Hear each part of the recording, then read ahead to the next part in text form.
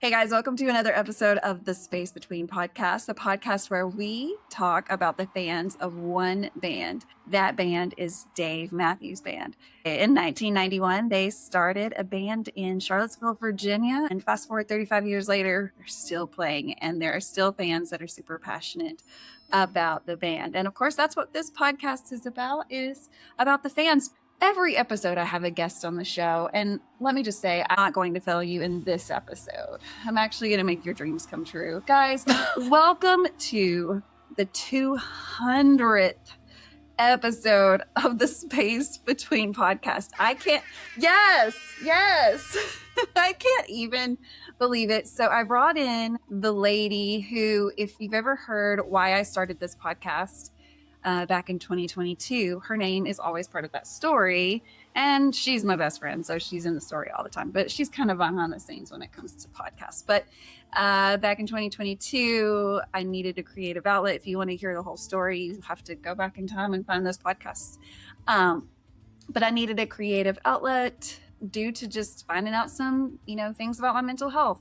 My best friend had, let me introduce her, and then she can tell the story, because, it's a two-sided conversation here or whatever. I'm just sitting here like, okay. Okay, so my guest today is Miss Leah. There's your sound effect. Thank you. Yay. She's not only my best friend, the guest of the show, but she's also the sound technician or sound engineer. Yeah, for the 200th, you really wanted to go big. I wanted to go big, and the budget was so large, and I was like, yep, we're getting the it was $0. $0.00 was the budget for this show, as is it is every show. But I want to welcome Leah back to the show. It's been a while since you've been on. Yeah, I don't even remember the last time I was on. It's been a while because I've been so busy putting out other people beyond other people, but that's how this podcast works. Actual fans of Dave. Not that I'm not a fan. No, you like. I just have yet to go to an actual show. I was at Jazz Fest. That was my first one. And I think that counts. I really do. And then obviously Omaha, which still worries Randy.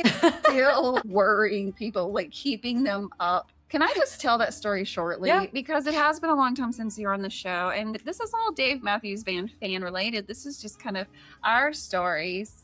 To celebrate the 200th episode of this podcast. And of course, that would not be possible without each of you that are listening or watching this. If you're watching this one, I just want to say congratulations, you hit the lottery today, done. because we really spruced up for you guys. I'm in a sweatshirt that says hungover, which is ironic because I don't really drink anymore. But I was working from home because we'll get into that. Had a career change, which is as we all have. Something happens when you turn 40. It's like change the path of my life. I can't do that anymore. Make others come first. I'm going to put myself first. I'm going to come first, just for a little bit. We love on people, but yeah. So I was working from home, and you literally text me going, "Want to come over?" And then you FaceTime me going, "We need to do a podcast." And she's like, "You don't have to get fancy." And I'm like, "All right." I'm in purple yoga pants. Steel mines. Well, when I got here, you had your daddy's shirt on. I did. I had my daddy's flannel shirt on. I kept a few things after he passed away in October, and he always wore that flannel shirt. So of course, every time I see it, it makes me think of him. But also, like, it fits. How the hell, chart? The dogs. If you're not watching, three guests actually. If you're not watching the video of this, I have a shorty and a dorky, and I have one on my laps, and the shorty is sandwiched between us, but body's twisted like a pretzel. Yeah, you gotta check this YouTube video out, because must be nice to be young. Moms be momming, and Leah's been momming all day long, but she's had a few babies. Yesterday, one of my dogs had a seizure. It's fine. It's gastric. It happens. But I was starting to freak out because he was vomiting, but then it was almost like he was choking on it. So I'm like, crap, gotta get him to the vet. When he has a seizure, he pees everywhere. I didn't care. I picked him up. I had pee on the side of my pants and on my shirt. And then moms pee mom. But then, like, after he gets over it, he likes to cuddle. I'm like, I have pee on my clothes. I'll change later. Well, then Renae came over and we did some stuff for the tribute band. And Dave Matthews tribute band. Dave Matthews tribute band. It's a mouthful. It is a lot, but it's worth saying. And then doing that, it's like, why don't we go to dinner? And it wasn't until I got to Renae's today, I'm like, holy shit, I went out in public and out to dinner with pissed pee on all over clothes. her. But you know what? Every mama has. This is Every daddy probably has too. and I don't have any kids, so this is it. These are your kids. I know, but I didn't shoot about my cooch. Well, just because you didn't shoot them out your cooch doesn't mean. And they're also four legs. So let's do just a little life update because, okay, so how we met at work in what year?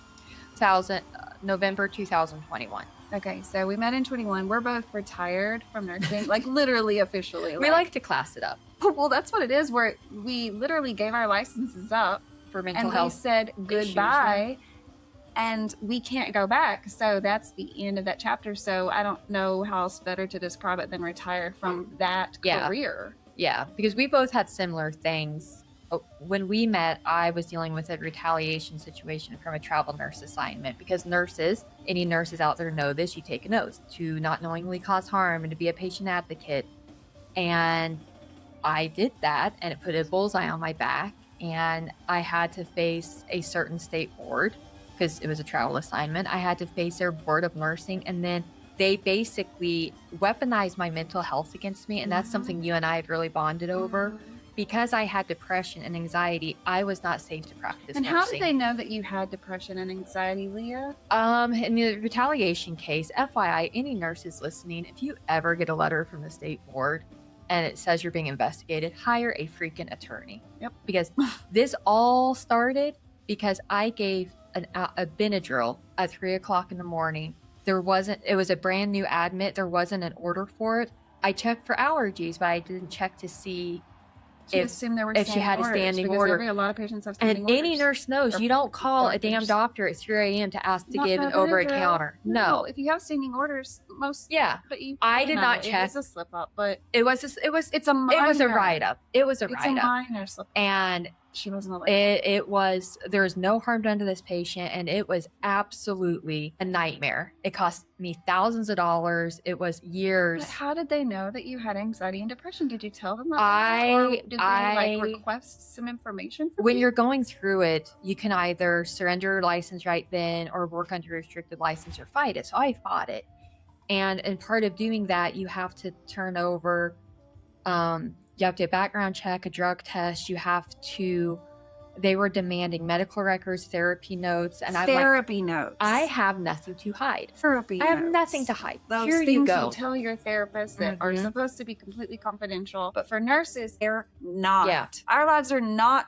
They're not. We're supposed to break the stigma of mental health. It's not bad. It's not bad. But my God, if you're a nurse and you have depression or anxiety, better back up. And I don't think you can do a good job with anxiety or depression. You're not safe. What? But if if I had high blood pressure or if I had diabetes, that's actually worse to be a nurse. Because what if someone's coding? What if you're having to run down the hall? What if you're having to do chest compressions? If you have high blood pressure, you can have a heart attack. If you're not taking care of yourself, your blood sugar can crash. That's more dangerous. Well, I think it's the same. No, I really do. It's absolutely the same.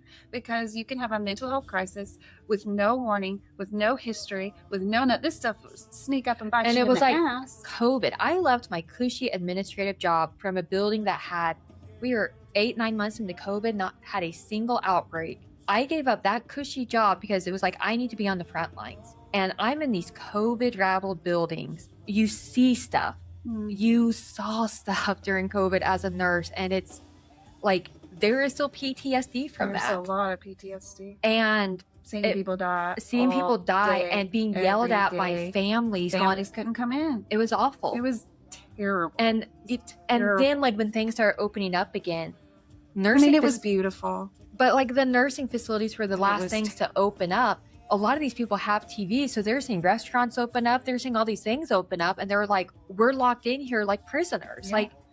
So it was hard, but it's a nurse is calling is to help people. But yeah, you end up not being okay after because you saw stuff and you're not able to give the care, and it is actually very traumatic. I don't know a single nurse that hasn't dealt with depression or anxiety You're not or an something. Anxious nurse at some point in your career. Because you mess up because we kill someone. We care. I know there's a lot of nurses out there that don't care. I've met them and they have been my nurse before. But the ones that are just there for a paycheck that cared maybe too much. Yeah, I guess and we pushed the boundaries. you know, sometimes fighting for those that don't have a voice or don't have anyone to fight for them, any good nurse is going to be like, this is not okay. Yeah. So so when I was getting investigated and all that, I submitted all of it, and then I had to do a 4-hour peer assessment review. And basically this therapist, counselor, whatever, it was like a 4-hour long therapy sessions. They had to do many mental exams on me, like all these things. For giving a Benadryl. For giving a Benadryl to see if I was safe to practice nursing. All this bitch had to write, because all my tests showed I was no to low risk. I wasn't a drug abuser. I wasn't an alcohol abuser. I didn't have any mental, like all the tests showed I was good. I was fine. But all she had to write was, it is the recommendation of this that she is monitored as a nurse. They would not let me come back to Arkansas and be monitored here. They were demanding I go back to that state and be monitored there for 2 years. I would have to submit a drug test every week. I'd have to go to counseling on my dime with a therapist of their choosing every week. I couldn't do night shift. I couldn't do travel nurse assignments. And I was an LPN to make the most money. And it's like, okay, so I'm going to have to find a place to live in this state. I'll just say it was Colorado. So I'm going to have to find a place to live in Colorado, which is already expensive, but work one of the low paying jobs and not have my depression get out of control. Like, and like my father's disabled. When I would travel nurse, I'd be home. The longest I'd be gone is 12 weeks. And then I would come and spend a month home. So if anything needed done around the house, this and that, I could help them. And like my lawyer was fighting it, and it's like, this is not worth it. No. How is it? Because I had 20 pushes years you of deeper healthcare. in depression. They literally push you further so that you can't get out. So when Renae and I met, it was at an independent living. They don't need nurses, but this one did. They just wanted to Renae, have yeah, which is nice. It was super nice. Renae moved into marketing, so I took over Renae's job. Marketing, funny, and something you didn't know about me. And I mean, when I first met Renae, because Renae kind of trained me, I was like, oh man, she's like this really pretty Southern girl next door. Like Renae, listen, y'all didn't know Renae during like her marketing days, but she would come in with the prettiest earrings. Her hair would always be done. She'd have a little bit of makeup on, sometimes a lot of makeup, depending if she was trying to get someone moved in. Yeah. Like, and she had the best outfits, and I'm like, Sheen, baby. Sheen. All the way. You just got to ignore the whole, labor violation laws. I understand, but like, I don't make any money. Girl, listen. I love Dollar Day at Goodwill. I love Goodwill. You know what? I got these overalls that I have on right now at the Goodwill. And you love them. Not just Goodwill, at the Goodwill. At the Goodwill. We have a great Goodwill. We really do. Northwest Arkansas, because it's a wealthier area. Best Goodwill I've ever been to. Goodwills are awesome. Best Goodwill I've ever been to is in Fort Collins, Colorado. That's where I got that pink jacket. Oh, that's a great jacket. We just can't wait for events to wear that stuff. I wore it at my 40th. That's right. That's when you tried to make me take home 40 balloons in a goober. It's the best thing I've ever Y'all haven't seen that on her social media. It's still up on TikTok, so please head right over to my TikTok. If you didn't know I was on TikTok, it's simply under the space between podcast. Yeah, I got rid of my space TikTok. Between podcast, like the whole deals. You can go in there and see all kinds of sides of my life that you just didn't know, and you might not want to know, but it might make you laugh. I don't know. I don't know what it's going to do, so you got to test it out yourself. So the Space Between podcast on TikTok. If you don't have TikTok, because like Leah doesn't have TikTok, not a lot of people. Like, it's for some people, it's not for some people, whatever. But with what I'm trying to do, like pushing, it's like I'm a drug pusher. Remember, that's what we used to say when we were nurses. We were legal. I'm a drug dealer. I fling pills at you all day. Pills? I can tell you what kind of pill you need. And what it looks like based on manufacturer. You better take that in the morning if you want to sleep tonight. Got some skills you didn't know about. You don't want to be up all night peeing. Take that in the morning. Please check it out. Your TikTok is pretty. TikTok, it is very. To the TikTok, stop. It is very random. I wanna sex you up. I don't know. That part is like, I don't even know what they're saying. It was before my time. Well, me too, but you know those songs. Well, yeah, because of. I'm going to be honest. I knew that one really well because of Glee. Oh. I was in a Glee phase there for a while. Whatever it took. But no, so I didn't know if you and I were going to be friends when we met at work. Because of the way I dressed? I was just like, just oh based man. on the way I dressed? It was just like, she's all fancy. She's probably really like probably snobby. Well, I didn't know it was Sheen at the time, but I'm like, I tricked some people. I was like, I'm pretty like, I don't know really how to do my hair. I really don't know how to do my makeup. You're beautiful. Thank you very much. But it was like, crap. Oh, but then I told that story that if you don't know the story, it's on one of these podcasts. No, man, we can't talk about that story right now. No, we're not. No, that's because I want to make the 200th episode, It's not all ages. I've told that story many times. You're gonna have to dig through 200 episodes. Yeah, just now search for the ones I'm on. The story about Leah in a Target parking. Yeah, that's all. But that after that story, Renee's like, shit. I think we're gonna be best friends. Yeah, and then just like on Step Brothers. Do we actually become best friends? That's literally how it happened. Yeah, I traumatized Aaron, but it's fine. The other lady that was in the room. Yeah. Sorry. There was some trauma and then there was some complete joy. I was the complete joy out of what you just said. That's basically what people like when you meet me. It's either I'm really gonna like bring you joy, or it's like that's what was happening in the Target parking. Leah's kind of a bitch. I really don't like her. She thinks she's funny, and I don't think she's that funny. And that's the most offensive thing you can say to me. It's like, I don't think you're that funny. First off, how dare you? Like I just told you earlier, I don't need to talk to people. I'm funny enough. I can talk to myself. My dogs love everything I say. They're so excited. They are. Every time I talk Not to right them. now. Like, so, hey, we got them. We got them. No, then we went, the first time I came to your house, like I saw your, on the corner, and I'm like, oh, she in the fancy house. Because you and I both grew up the same and like smaller, very poor very families. Our daddies were both truck drivers. Yeah. Yeah. We have a lot of stuff in common. But then when I walked in. Shout out to the truck drivers. Man, God I've got bless. a lot of good friends that are truck drivers. Truck drivers are the backbone of America, man. I don't know. And they're hurting their backbones doing it. It's awful. Talk about another job that'll get your body. Truck driving will get your body. But I walked in, and before we redid your dining room, you had that wall of like office quotes, and I'm like, all right. Yeah. All right. It was and like then that, I think. We went like thrift store shopping. Oh yeah, on our first date. Yeah, on our first date. And then we went to get pizza. And then we were laughing so hard we knocked a pizza over off the table, and the waitress thought we were drunk and wanted to cut us off. And we weren't drunk at all. I was just laughing so hard. It was so like, fun. Yeah, but the pizza's on a stand. Pizza and then fell into the floor when I did that, and the lady came over and said, "I'm going to cut you off now." And I was like, "I have not had one literally drink. have not ordered a drink. Have been my waitress. Yeah. Have you even served me?" And then we had a Dr. Pepper. And then when we left, we ended up in a Christmas parade. We just walked out and there was a Christmas parade. And then I think Justin had to come pick us up. Us up. Oh. And that's the first time I met Justin. That's called responsibleness. Listen, you go on a journey, you don't know how it's going to end. That's right. But sometimes it ends with Justin coming to pick you up.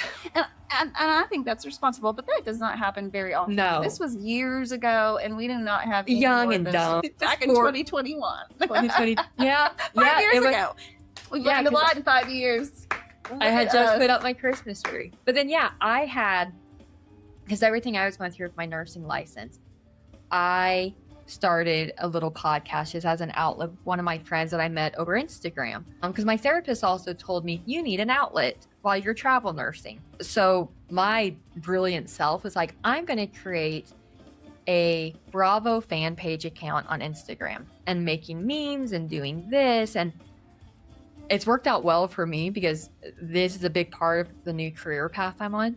But my friend Lauren, we connected over one of the Real Housewives, and she already had like a legal podcast, like pop culture legal podcast. And then we decided to start a podcast together, and no one really listened to it. I think I think it was like 60 listens, like an episode. We were not getting anything, but we didn't care because this is an outlet. Yeah.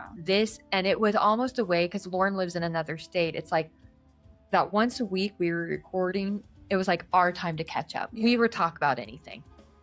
And so I remember telling you, I'm like, just start it. Who cares? You love them so much. Just start it. And if only Matthews band? Yeah. I love them. Yeah. Oh, great. Just a little bit. Okay.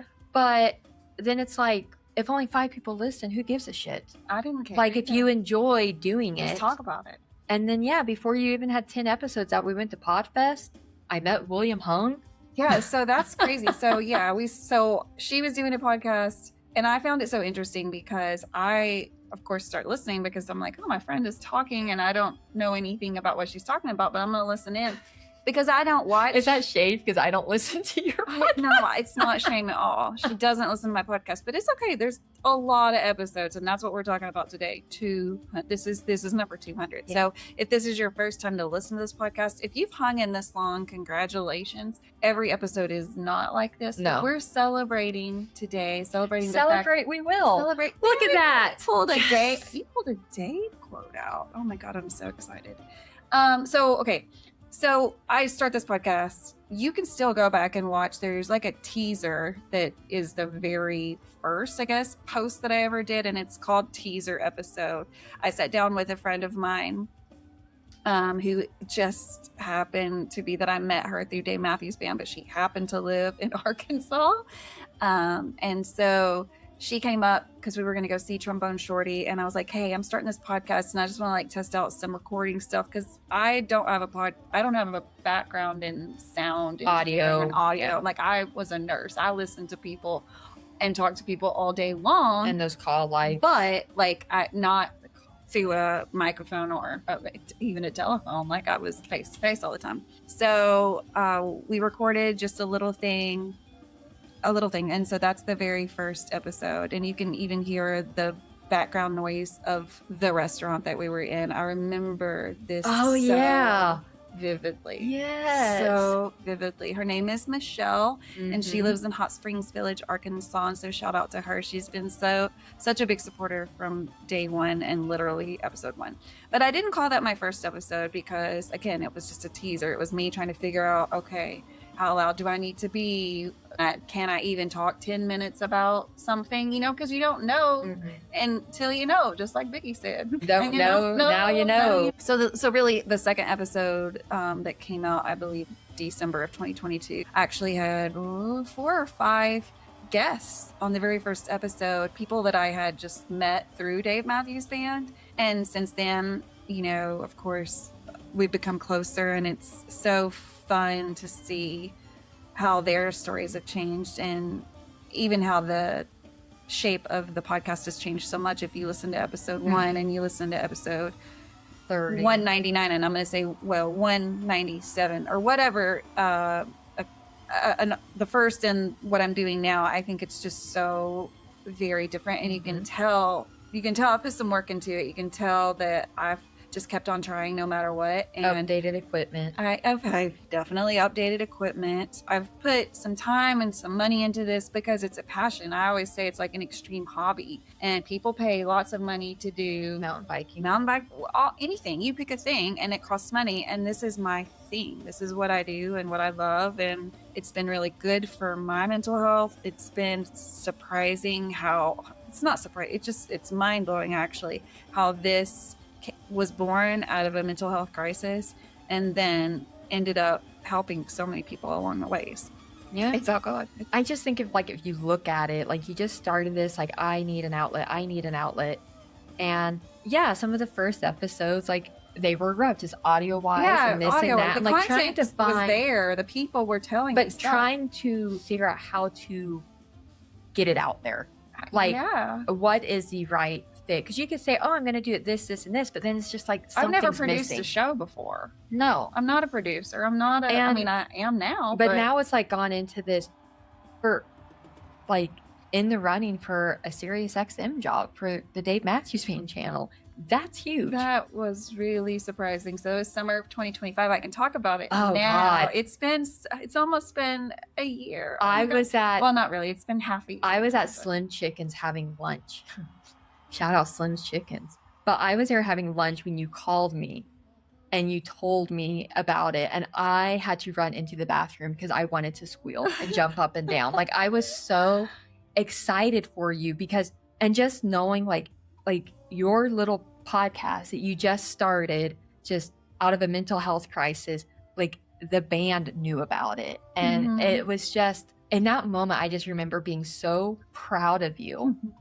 And just in a sense of, you freaking did it. Now, are you making any money off this podcast? No. But that was never the point. But it was one of those things of, the point. This is what I want to do. This is like the music in general is a passion of yours, but just you sharing. We were on the road to Omaha, and I remember you talking about the first song that you heard that just really just hit you of theirs, like, because of what you were going through. So your love for them. It was Typical Situation. That was the song. I kept thinking it was Grace Street kept coming to mind, but I knew that wasn't it. That's why I didn't want That's to okay. like. I wanted to tell those that are listening, going, what song was it? Yeah, It's Typical Situation. Because I would try to listen to Dave Matthews Band, but it was one, I didn't understand what the hell he was saying. Yeah. But then it was also, I don't know what this means. Like there's so much symbolism in his and work. I was trying to listen to it at work, and I'm like, this is the wrong time. But now, like when I was decorating my Christmas tree this year, I'm like, man, I could really listen to some Dave Matthews Band, and I loved it. And like I've been with my Dave for 2.5 years now, and anytime you and me come on, I think of him, because there's so much in that song that, you know, I want to do that with Dave. I just want to pack up our bags and leave. And like he has kids, so when the kids are older, and it's just, there is so much symbolism in their songs. And I remember at Jazz Fest, and you know, I talked about this on an earlier episode where he plays Gray Street, and I just had chills all over my body, and like the emotion it brought out of me. I'm like, I don't even know what this song is about. Yeah. But your love for just music, and the Dave Matthews Band especially, and you're such an advocate for mental health, that to see you being recognized on such a level, I'm just so fucking proud of you. Thank you. It's just, that felt really good. I mean, the whole process now, you know, it's like, you know, the whole thing is done now. It literally just ended on Groundhog's Day, which I thought was so funny. I was like, I've been going out of my mind over and over since again. The day I talked with Exam. And it felt like Groundhog's Day. I was trying not to ask you too much of like, have you heard? Oh my gosh. I mean, have been, we like, communicated once a month I communicated once a month with Exam. So like, and obviously way more in the beginning, but I couldn't tell anyone. But Leah, of course, is like my sister. So she knew. There was a few people that knew, and were just really cheering me on and supporting me. And I had to do a lot of recording, which I record all of the time. But so obviously XM host or being a host on XM is completely different language than how I speak on my podcast. So I had to do a little bit of studying on different ways to speak, different ways.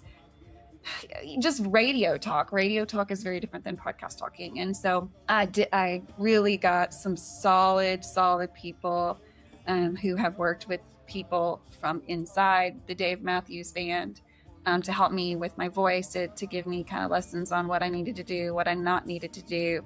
And I think I recorded, because I had to have like, I want to say like four or five different commercials. I had to write everything. I had to do everything. Like there was, and you had to make sure your voice, like the tone was right, and like the timing of it. You only had so many seconds. I mean, radio talk is very different than what I'm doing now. So, but I feel like I picked it up. I feel like I was on it. I'll always have those recordings. Maybe one day I'll release them, but probably not, because it's not valid for me to release those, because I'm not a host. And it says that in those recordings, because I was testing out to be the host. But so yeah, found out yesterday. I'm so excited that someone in the fan community that like we actually kind of know about, and we know is just fans from North Carolina. And I think, I don't know if they're both from North Carolina, or I know one is, but I can't remember where the other guy was. So, but the guys from the Corner of Gray Street podcast, they got the new hosts positions at SiriusXM, and so I'm so excited about them, and just having fans in that position means so much to me. Not because there hasn't ever been, like, I know Nikki is a fan. I know that Ari, who was the host before the Gray Street guys, he was a big fan. And so not that there hasn't been fans, but it just feels really good that like to watch the little man get something, you know, like the dudes that have a podcast that talked about this music, and now they've been chosen because they put the work in. Mhm. And I see so much beauty in that. Did I want it? Hell yeah. Yeah. Of course, all of us did. And I don't know how many people got interviewed or tested for that spot, you know, because we couldn't talk about it. Yeah, and now, if you did, let me know, because I'd love to know who was in the running. Like, I loved guess, our conversations. Like when we were like, when you get this job, it's gonna be so cool. This will be. I mean, we were planning. We were making. She had a celebratory outfit bought. Dude, I have the outfit still, and I told Justin that the other day. I was like, I've got an outfit ready and on standby for when they announce that I'm gonna get it. My friend, you gotta think that way, though. I was like, we're going all in. We had a stylist down for you if you ever had to like go to. We were ready because I was like speaking it into existence. I felt like, because I had always, there are years past videos where I go, Nikki Glacier, I'm coming for your job, bitch, you know? And so I was like, it felt like it was all working. And the beautiful thing about this is it was a no for now. This. Yeah. But it's not a no forever, because it's like the door is closed, but it's not locked. Oh, I don't even think the door is locked. I think it's just. Yeah, that's what I said. The door is closed, but not locked. I don't even think it's closed. I really don't. Based on our correspondence, or based on my correspondence with I didn't know how else they were very happy with how I tested. They recognize what I'm doing in the community as far as making sure that the fans' story stays really important. And it's not a stop, it's a yield. It's a yield for now. But since then, okay, this literally happened yesterday. Today, I get a super secret email that I can't talk about, and was literally told I couldn't talk about. So there are other opportunities that are like coming my way. So I know like hard work and dedication pays off. I don't know what's going to happen, but if nothing happens, I'm still so excited to be thought of in that way. I think it's a day and age of instant gratification. Like if you don't have something in 6 months or a year, like give up. Like when I left nursing, I went into real estate because it's like I was an LPN. I don't have my bachelor's. What the fuck am I going to do? I'd been in healthcare since I was in high school. Like, what am I going to do? I got my real estate license. I had a great first year. Last year sucked dick. It was awful. Yeah. And I like to joke, like, did you watch Friends a lot? I mean, yes and no. I wasn't like a diehard. The cool thing about Friends is every episode, like, you know, The Office, like the Dundies, Michael's Last Dundies, Benihana Christmas. Yeah. But like, Friends, all their episode titles were the one where Ross finds out, the one after London. Like it always starts with the one. So I mean, last year for me was really the one where Leah got political. So all you D&B fans and friends of everybody's you can't scoop us up in a group because fans are everything. No, but I was just like the ones that like find me on Facebook and want to be friends with me, even though I've never met you. Listen. If you're a D&B person, you're friends with Renae, I'm probably going to let you in, but I hope you like political content. That's what my Facebook is. That's what your job is. It is what my job is, because my friend Lauren, who I talked about earlier, the Bravo account, she was wanting to start an immigration law firm. And at the time she was with another firm. And she goes, yeah, we're going to start the immigration side. It'd be great if you could come on and kind of help with it and do like the marketing and the social media. I go, yes, of course, because real estate was it was awful last year for the market. And I was getting very tired of never being able to put my phone on Do Not Disturb, because there was just some days I wanted to be left alone. I didn't have the mental capacity to deal with anything. And my baby sister had her first child, and they live in Colorado. And it's like, I want to be so involved, because I want to be that aunt that has a beautiful relationship with, you know, their niece or nephew. My niece turns 1 next month, and I've only seen her one time, because with real estate, I had a listing that I could not leave. And when I was kind of expressing to Lauren, I'm like, I would love just to like have a remote work from home job, especially because what if something happens and my Dave, you know, he gets a job that we have to move. I don't want to have to like get relicensed in real estate. So I had this wonderful opportunity come my way, and no sooner do I get started and like helping with other things for the law firm she was a part of, that law firm dissolved. Yes. I mean, it was pretty much, Lauren sends me a text on a Sunday and was like, hey, I'm going to start my own immigration firm. Do you want to join me? And I'm like, yes. What? Like, it was during football season. And I'm like, I don't want to watch this game, because I'm in fantasy football. Right. And you're Fun good at fact, I am good. I won this year after getting runner up the past 2 years. But I was like, So I went upstairs and I called her and she's like, I want you to open this firm with me. And legally, I cannot co-own a law firm. I'm not an attorney, but she's like, she considers me like part owner. And I handle all like the administrative stuff, the social media, the marketing, and then Lauren is obviously the attorney. And so, we opened it 4 days later. Like it was, we were on it. And then Lauren also started her family law firm. So I'm kind of the office. Like I showed Renae yesterday, like, look at our website. Here's me. It's just Lauren and I doing 2 different law firms. Like Lauren Peavy House Law does the family law in Minnesota. So if anyone needs any family law help, I'll put a link on the YouTube page and in the show notes as well. If you want to check out the immigration firm. When Lauren came up with the name, because Lauren lives in Minnesota. So when she was coming up with the law firm name, it was Twin Cities Immigration, PLLC. And immigration law is not bound by state lines. We're able to help anyone across the country. We did not know what's happening in Minneapolis was going to be happening. And the name was kind of like, it was very serendipitous, like, okay, because we're easy to find. But it has been a very interesting time to start an immigration law firm because anyone, like, I'm not going to get political, but it's been a lot. And it's been wonderful though, because I always wanted to be a lawyer when I was little. I always wanted to be a lawyer. And I don't know if anyone listening remembers a PBS show like the McLaughlin Group or something like that. My grandparents watched it every Saturday, and there was this woman on there who would debate these men. And I was like, fuck yeah. Like, I was going to be like her. Because as you saw yesterday when Dave and I debated Justin Timberlake, I love a good debate. That was a serious conversation. And then it continued when he and I got home and we're getting ready for bed. I was nervous. I was like, can I film this? And I'm so glad I did. Yeah, it wasn't, we were not mad at each other. It was so intense. It was very intense because I knew I was right. So when I was little and I would see this woman arguing, like debating these men and owning them, I'm like, fuck yeah. And I wanted to be like her. Unfortunately, did not come from a family of a lot of money. And my dad was very adamant law school is expensive and kind of dampened my dream of that. So then when Lauren brought this up to me, it's like, oh my God, like, I'm not going to go to law school. I'm 40. Yeah, No. God bless those that do. Love you for it. Yes.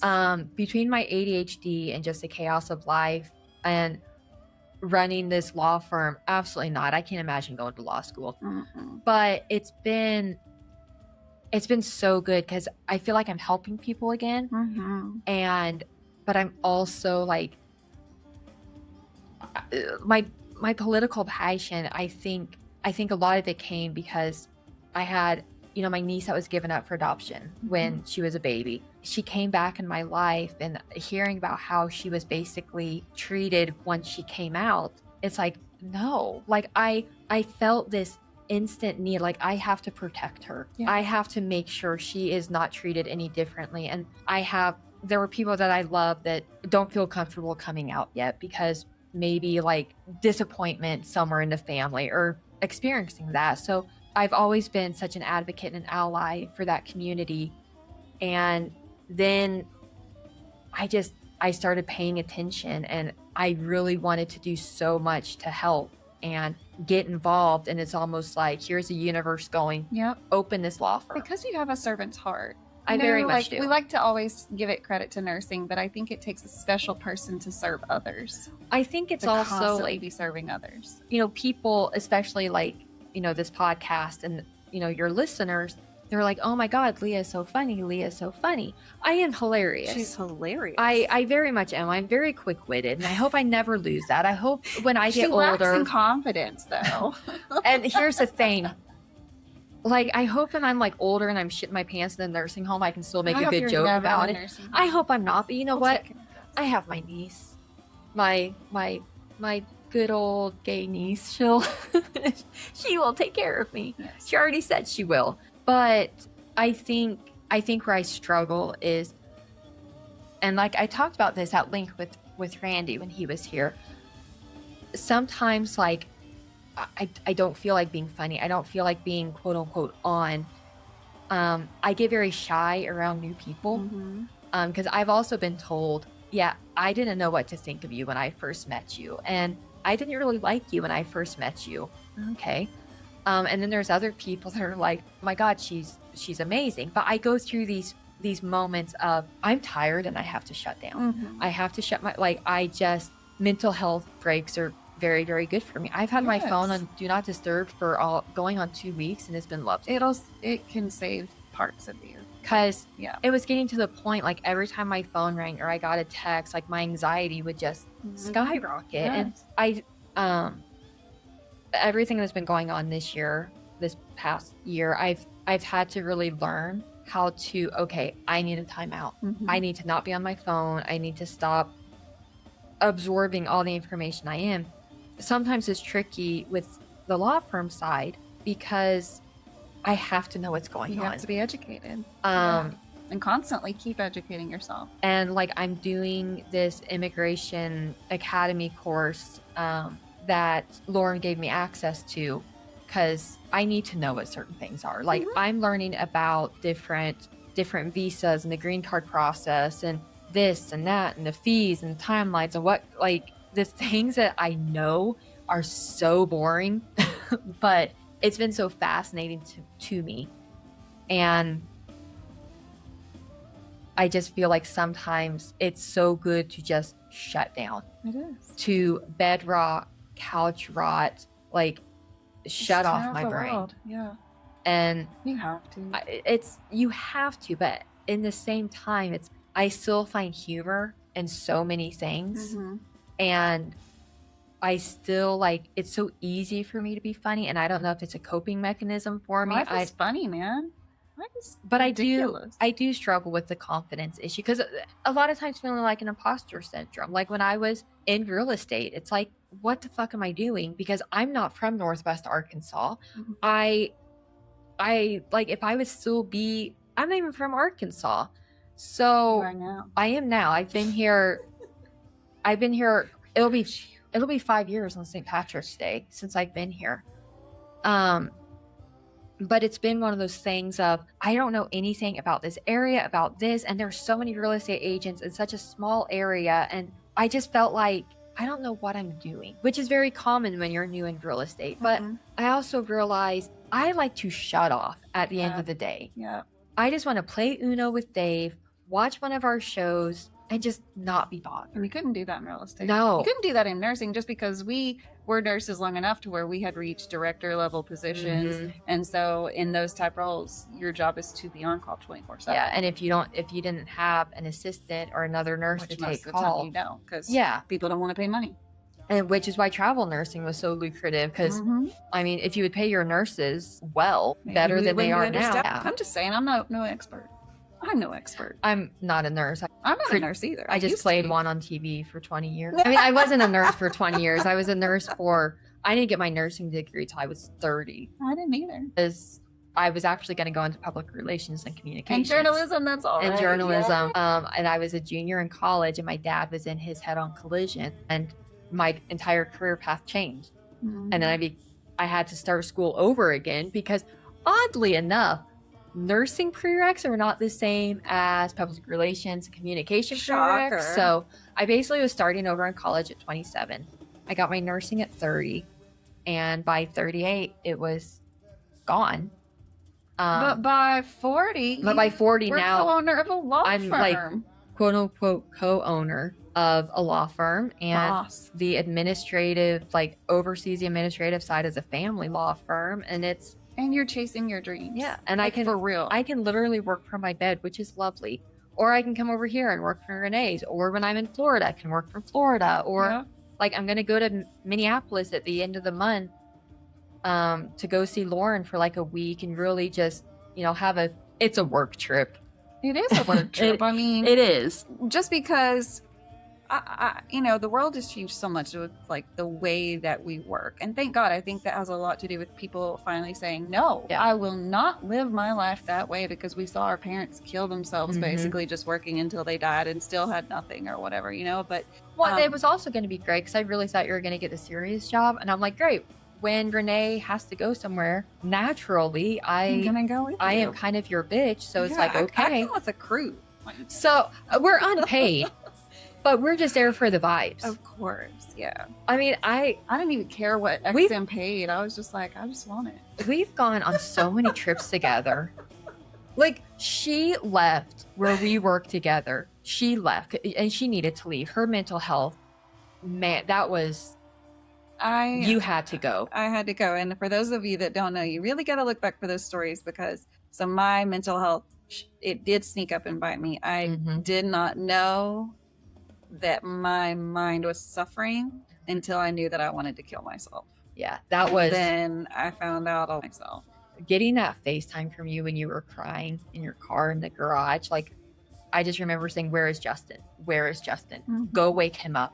Wake him up. If you don't wake him up, he's going to be mad. And then you weren't at work the next day, and people were asking me, where's Renae? And I'm like, she needs some time. And then you just never came back. And I was like, well, fuck this. I'm not going to be at this job without her. So then I quit. I didn't have it. I thought I had a job lined up, and that never lined up. And I'm like, well, and the next thing you know, Renae and I are on a cruise.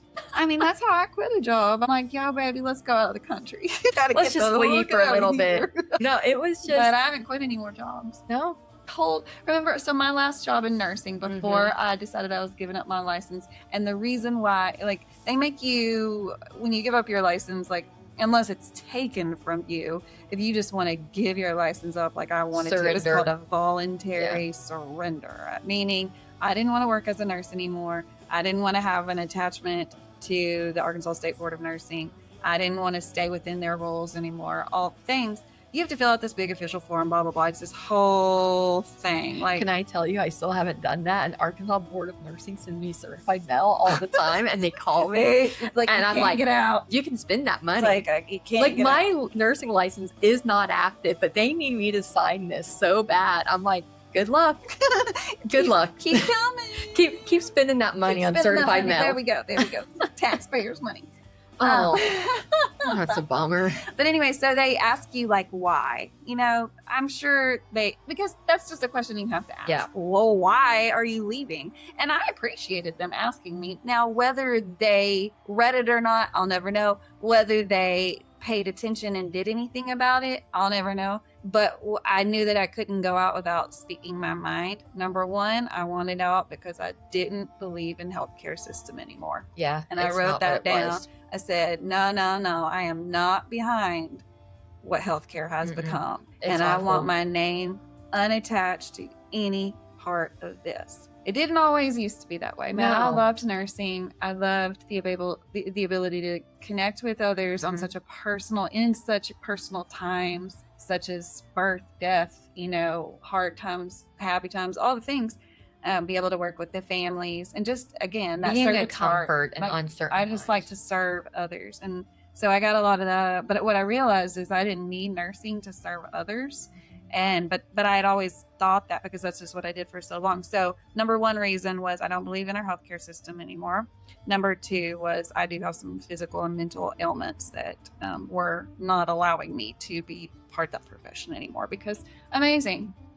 I have depression and anxiety and PTSD. It's crazy. So I'm not, they never told me this because I surrendered, but like, I know those things about me, and I know what they did to Leah. And so I knew with this podcast and me talking about mental health and me talking about the things that have worked for me and that have kept my head straight, I knew it would eventually catch up to me. And I said, peace out. Like, I just can't be part of this anymore. I don't want you on me anymore. To have your mental health weaponized against you. Yeah. From a program that, like, from a medical, like, board. Like, you feel like, wait, what? You almost feel like you're in the Twilight Zone. It's like, there's so many people that are on antidepressants, anti-anxiety meds, and all this stuff, but I can't have it. And you know, I was in the dating field at the time when all this was going on with my license. And I remember talking to an EMT, and, you know, we had been on a date or two, and he's like, he would go to like some really gnarly car wrecks, and he would see shit. And when I opened up about what was happening with my nursing license, he's like, there's so many of us, like EMTs and firefighters, we don't disclose it. Like you can't because he goes, it will happen because they don't think you're capable. And it goes back to, I'm fully capable of giving chest compressions. We had to do it together. Thank God we still happened. can. And like, we still can. But so I'm not safe to practice nursing because I take an antidepressant. And at the time, I wasn't even taking any medication for it because, well, I had my medicinal at the time, and that was prescribed afterwards because I did not sleep for 48 hours when this license debacle happened, because I was like, I felt like I couldn't breathe.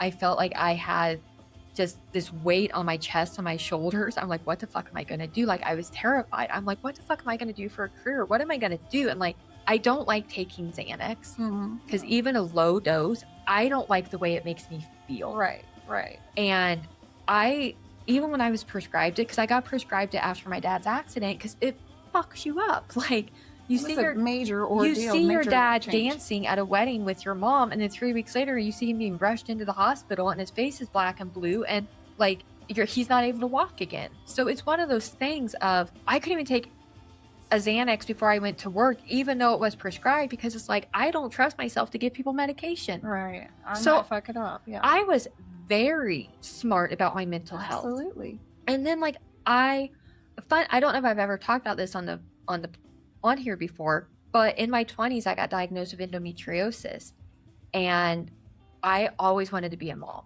I wanted a little boy so badly because I was so terrified of being a girl mom, because I'm like, I don't know how to do hair. I don't know how to do makeup. I'm not stylish. Like, I just want a little boy.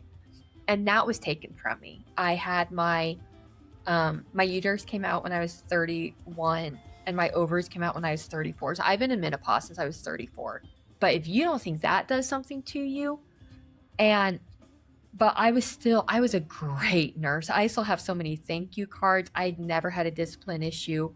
I had never had my license investigated before, turned in. And for all of it to come down over a Benadryl, I'm like, but I knew it wasn't the Benadryl. I knew it's because I stood by the nurse's oath. And when I didn't know what to do, I'm going to try not to cry, but it's going to make me cry. I wish so badly my grandmother was still alive, because my grandmother died from a situation of abuse and neglect in the nursing facility while I was in nursing school. And my grandmother was an RN for almost 50 years. And so I was at the hospital every morning by 5 a.m. to be there before I went to class at 8 a.m. Like, my grandpa had people scheduled, like, so she was never alone. And I lost my grandmother during nursing school. And the day after I found out I passed the boards, my grandparents' house caught fire. So, but even with all that, I was still good. And like, I always was like, what would my grandmother do? What would my grandmother do? So I went to my grandpa and I told him what was going on. I'm like, I don't know what to do. I don't know what grandma would want me to do. And he's like, your grandma would have done the exact same thing you did. And like, my grandma had write-ups. Like, my grandma kept records of everything. So when the house fire happened, I saw all her records of everything. And I'm like, God bless her. Because, you know, your grandma is what she wants you to see when you're younger. And then when you get older, you're like, okay, grandma. Okay. What's up, grandma? So when my grandpa told me that my grandma would have done the exact same thing, I was like, okay. I knew I was going to be okay. And when I decided to leave nursing, just to give it up, my parents were not disappointed in me. They were very proud of me because I did the right thing. So like, I know the retaliation happened because I spoke up for patients, because the facility I was at, there was one CNA for 30 patients. And that's very common, was if you don't know. So scary. And we would get post-surgical patients in there. Like, we were a step-down unit. So someone just had knee surgery or hip replacement. They were told there was a pharmacy on campus. No, we had an emergency med kit, but if we didn't have your dosage, you were screwed. So we had post-surgery patients going up to 48 hours without a pain pill. Yeah. And I knew by not speaking up, I was knowingly causing potential harm. So I don't regret speaking up, but No. the fear, like the anxiety that I felt, and I was terrified. What was I going to do? So I got my medicinal license. It was prescribed. It was prescribed by a doctor, knowing that you were a nurse. Yeah, like, and I did the correct route, and because there is a way to do it without getting high, man. It's not that. It's not. You got to learn about it, just like every other medication. I wanted to be able to sleep. Yeah. I wanted to be able to sleep because I am no good if I can't sleep. And so I disclosed that as well when I was getting investigated, and like, here it is. And that doctor wrote a note saying she only has this because of what she's going through. Right, because of what you're putting her through. And it was just one of those, like, I think during that time, that was the most scared I had ever been, because it's like, what the fuck? What? Because I also thought, like, the board's going to see this and be like, this is stupid. Right. No. We believed in our board until we didn't. And then, like, last year when this administration was like, nursing is no longer a professional degree. It's like, during COVID, we were fucking heroes. That's what everybody. And all now the nurses, it's like the nurses. The government was paying us extra bonus pay for being nurses, and now you're not even the government considered a says professional.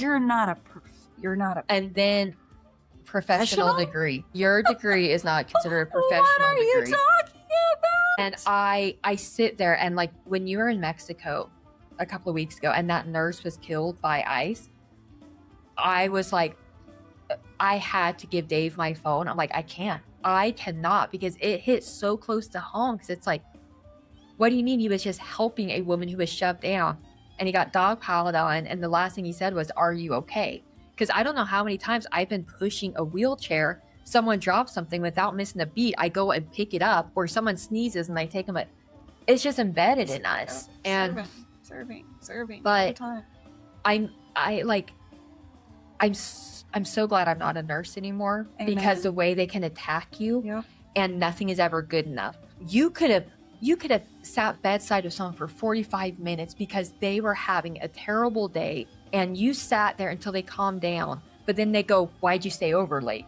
How come you didn't document on this document that you documented? It got to be so stupid. It wasn't about bedside care anymore. No, quality versus quantity. Mm-hmm. And I always say it was exactly the opposite. Mm-hmm. It was, they didn't care about the quality of care. They care about the quality. They cared about how many patients you got taken care of. We got to run a lot of people through, because every person that runs through here pays us. So we need to run a whole lot of people through here as fast as we can. And the nursing homes, that's what the medical companies the nursing homes were not getting the money to actually keep their facilities good and clean.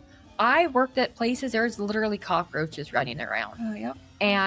But the people that own it, they don't care. They don't care. For-profit nursing homes are the worst thing that's ever happened, because they don't update the facilities. They don't modernize them. They don't do private rooms. If you wanted a private room, you're paying out of pocket. And who has $8,000 a month to spend on that? Just to be in your own room in a nursing home. You might as well spend $8,000 a month being in an assisted living with a private nurse, and then having healthcare people come in, because it became crazy, but like everything is, it all just became a money maker. And then real estate, I'm like, last year, I'm going to be very honest, I felt sleazy trying to sell a house to people when the economy did what it did. People were struggling to pay groceries. I'm like, I don't want to be a used car salesman.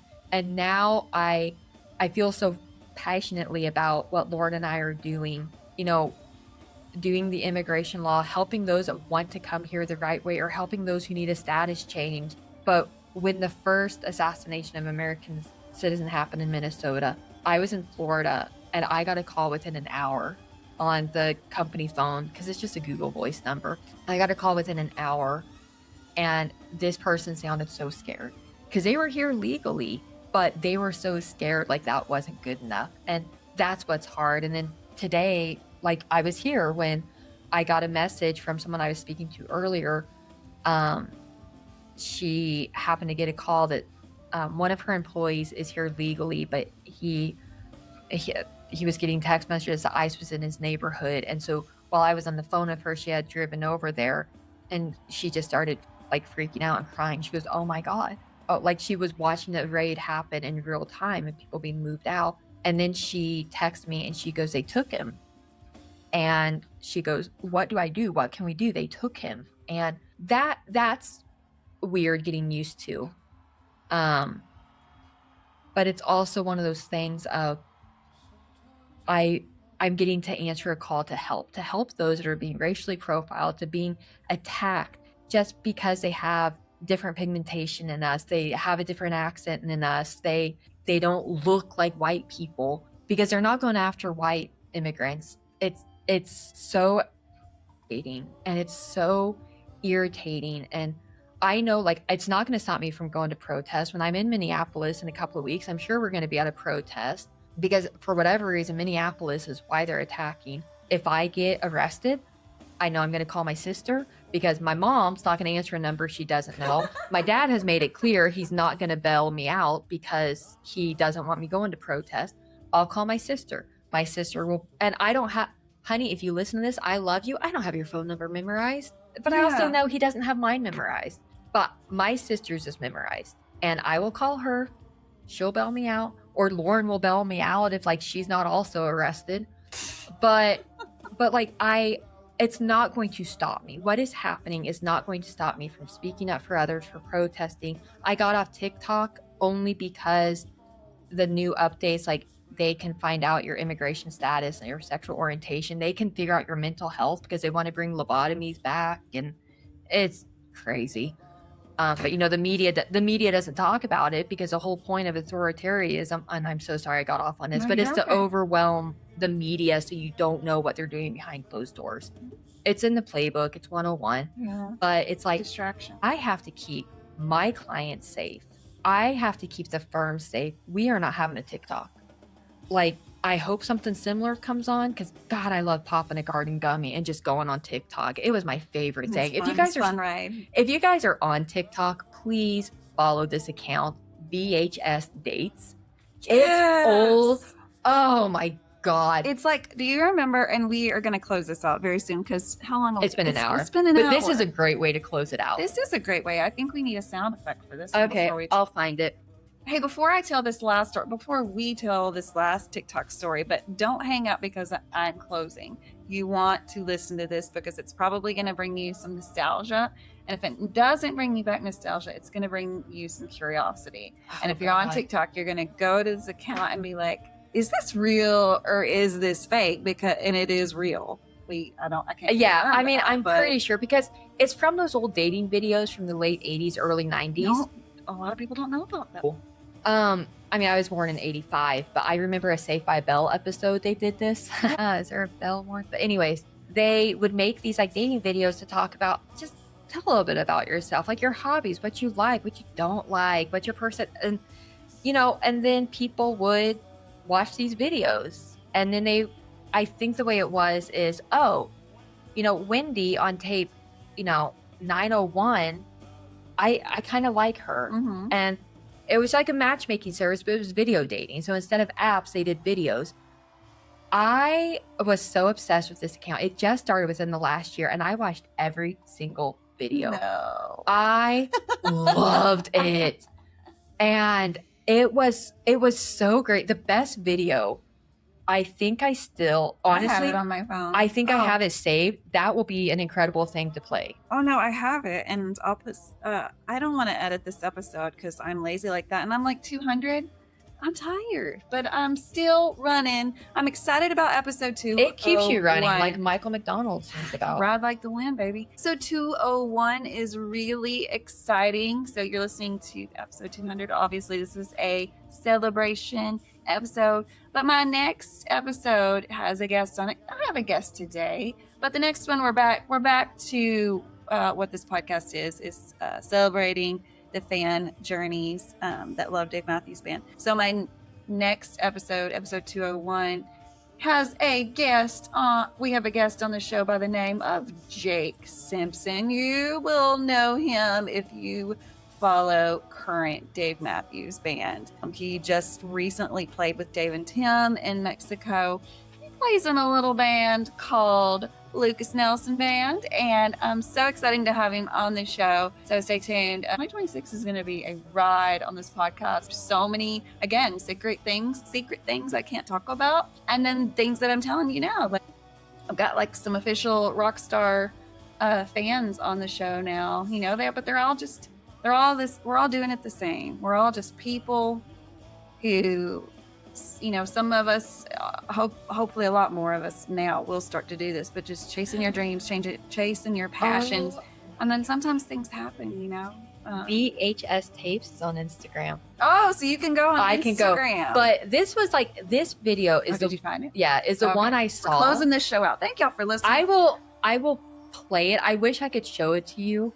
But let me just describe this woman. She is in a zebra type shirt with some pop of color on it. She's got some big old bangs. And I thought you were going to say big old titties. No, you can't see them. But this is her.